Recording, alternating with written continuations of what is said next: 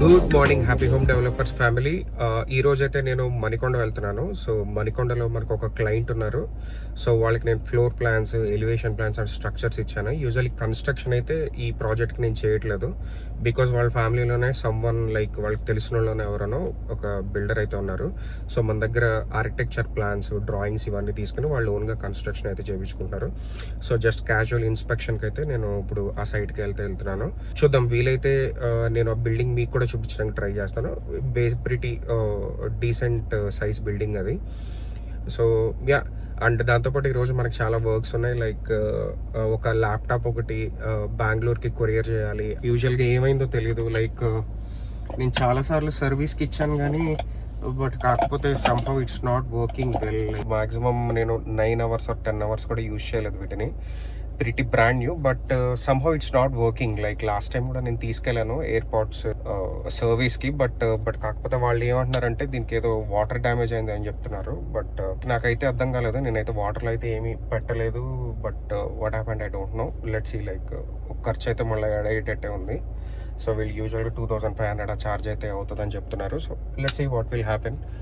And yeah, today చాలా works ఉన్నాయి and will complete those. And మీరు కూడా నాతో పాటు వస్తున్నారు. So let's go.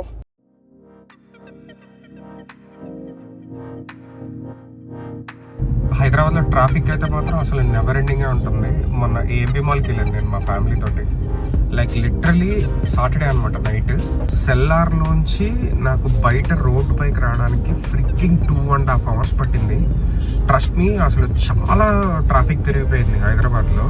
అండ్ వీకెండ్స్లో అయితే మాత్రం అసలు మీరు మార్నింగ్స్ ఏమైనా వర్క్స్ ఉంటే మార్నింగ్స్ రావడం కానీ అలాంటిదే బెటర్ ఆప్షన్ అవుతుంది. లేదంటే వీక్ డేస్లో ఏమైనా వర్క్స్ ఉంటే చేసుకోవాలి తప్ప వీకెండ్స్లో వర్క్ పెట్టుకొని కానీ బయటకు వచ్చామంటే మాత్రం ఫుల్ బుక్ అయిపోతాం. It's for sure.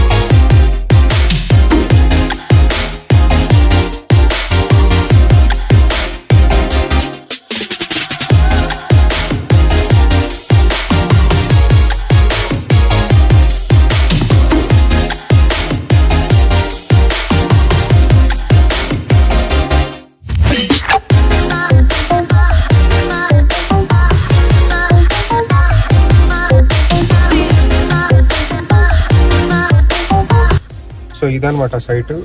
ఎలా ఉంది, బాగుందని అనుకుంటున్నాను. యా, మీ ఉద్దేశం ఏంటో, సైట్ ఎలా ఉంది, కన్స్ట్రక్షన్ ఎలా ఉంది, ప్లాన్ ఎలా ఉంది, కామెంట్స్లో అయితే చెప్పండి.